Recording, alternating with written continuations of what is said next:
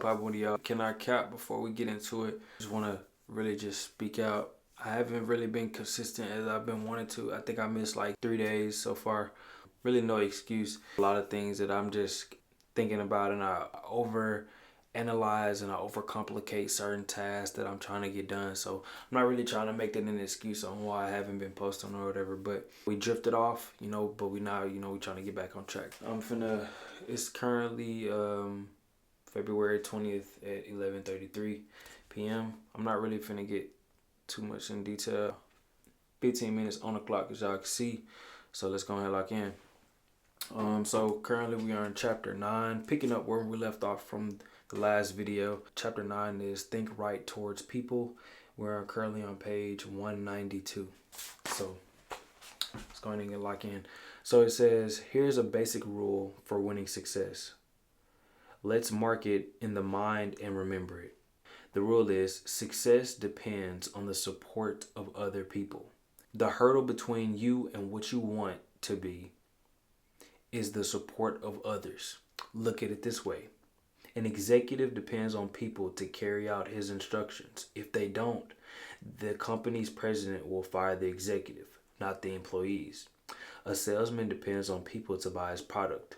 If they don't, the salesman fails. Likewise, a college dean depends on professors to carry forward his educational program. A politician depends on voters to elect him.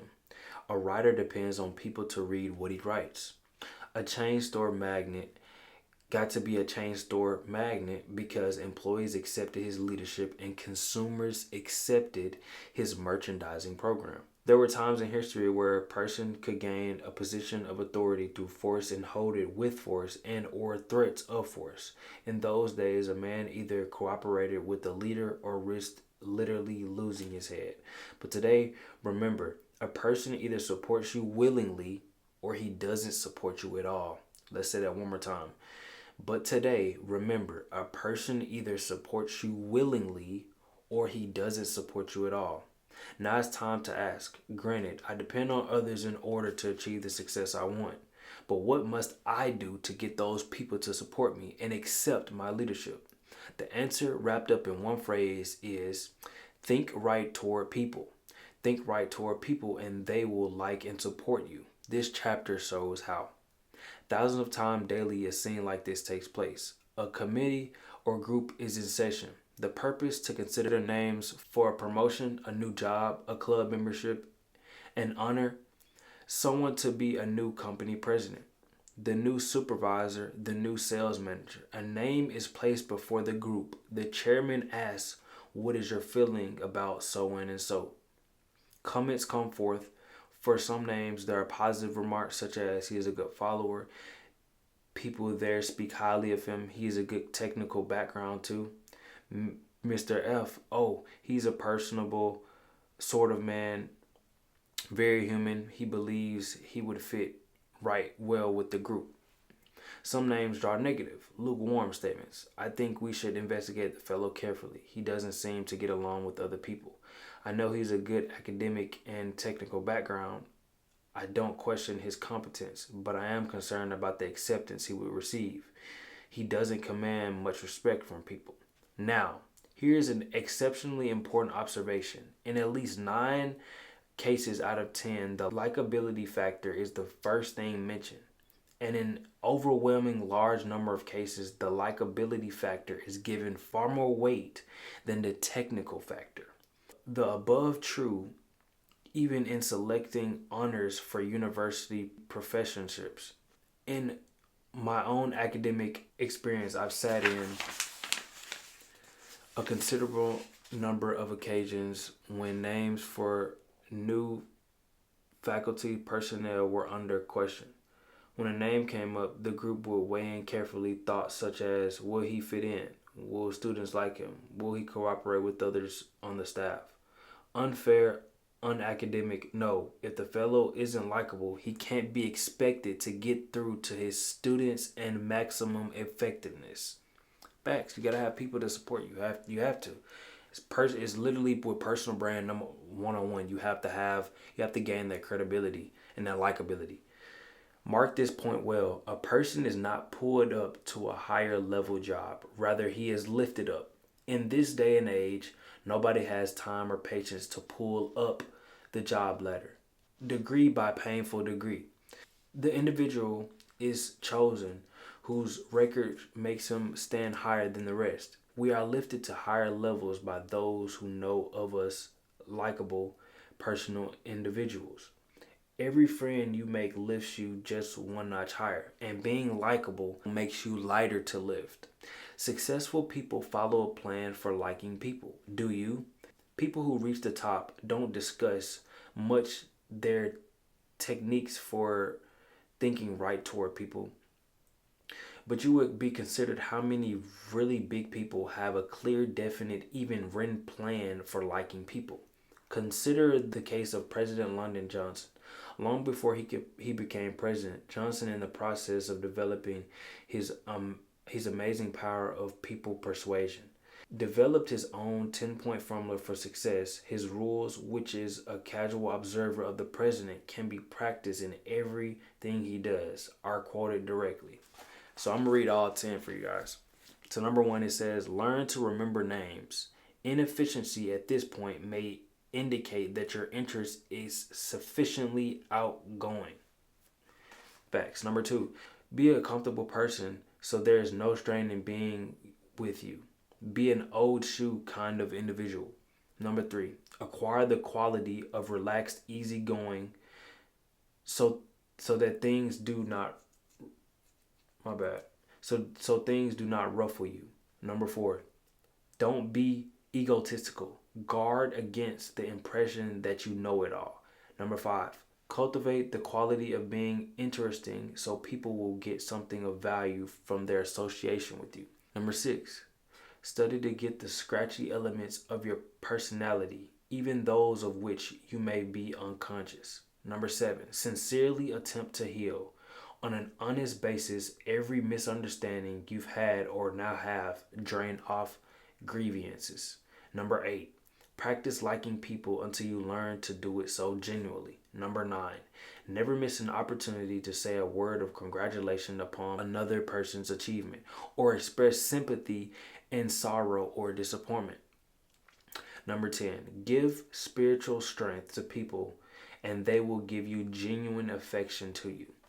Living these simple but tremendously powerful like people rules make President Johnson easier to vote for, easier to support in Congress. Living these 10 rules makes President Johnson easier to lift.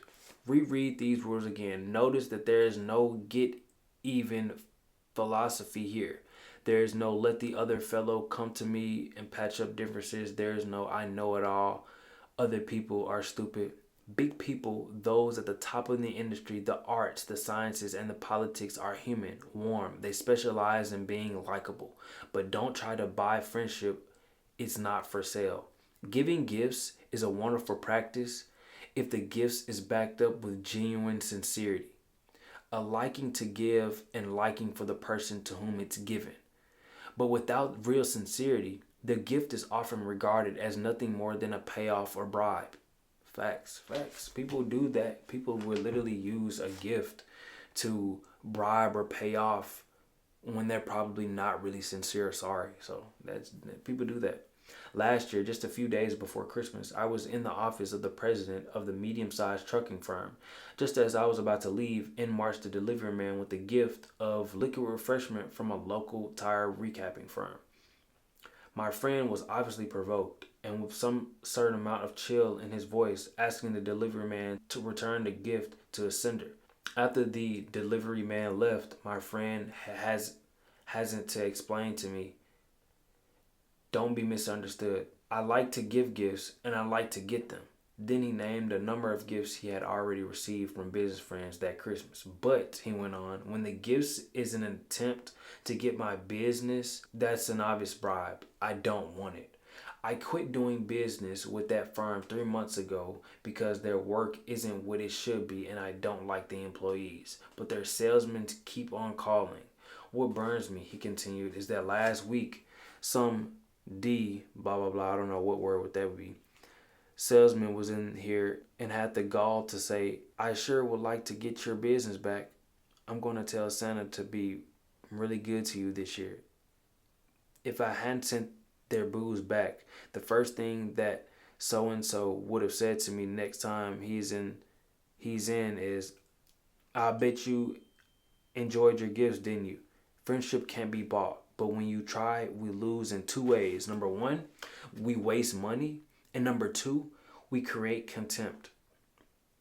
Take the initiative in building friendships. Leaders always do. It's easy and natural for all of us to tell ourselves, let's make him make the first move. Let's call them first. Let's speak to her first. It's easy to virtually ignore to other people.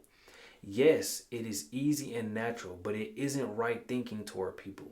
If you follow the rule of letting persons build the foundation for friendship, you may not have many friends. Actually, it is a mark of real leadership to take the lead in getting to know people. Next time you are in a large group, observe something very significant. The most important person present is the one person most active in introducing himself. It is always a big person who walks up to me, offers his hand, and says, Hello, Mr. Jack R. Digest this conversation for a moment, and you will discover the reason the fellow is important is that he works at building friendships. Think right toward people. As a friend of mine expresses it, I may not be very important to him, but he is very important to me. That's why I've gotten to get to know him. Have you ever noticed how people freeze while waiting for elevators unless they're waiting with someone they know? Most folks never say anything to the person standing beside them. One day I resolved to do a little experimenting. I resolved to say something to a stranger who was waiting as I was. I kept track of his reaction 25 consecutive times, and 25 times I got back a positive, friendly response. Now, talking to strangers may not be very your branch or branch. Let me see. How do you say this word? Is it Urbrants? Let me see.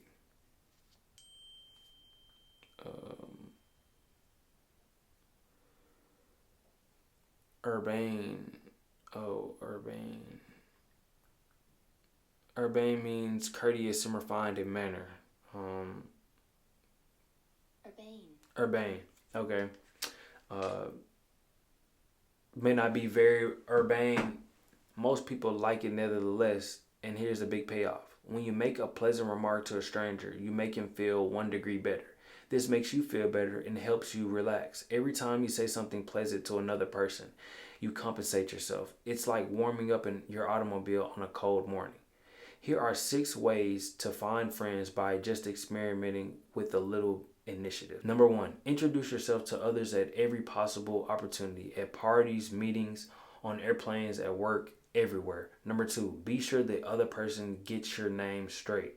Number 3, be sure you can pronounce the other person's name the way he pronounces it. And number 4, write down the other person's name. And I'm going to read we're going to pick up on number 5 and 6 tomorrow, but I'm going to read the last of number 4. It says, write down the other person's name and be mighty sure you have spelled it correctly. People have a fetish about the correct spelling of their own names. If possible, get their address and phone number too. All right, so we're going to put the bookmark right here, guys. We're going to start on page 199. Going to start on number 5 tomorrow in chapter 9. I just closed the book, y'all. Y'all have a blessed and prosperous day. I hope y'all like to read. I'm going to see y'all tomorrow.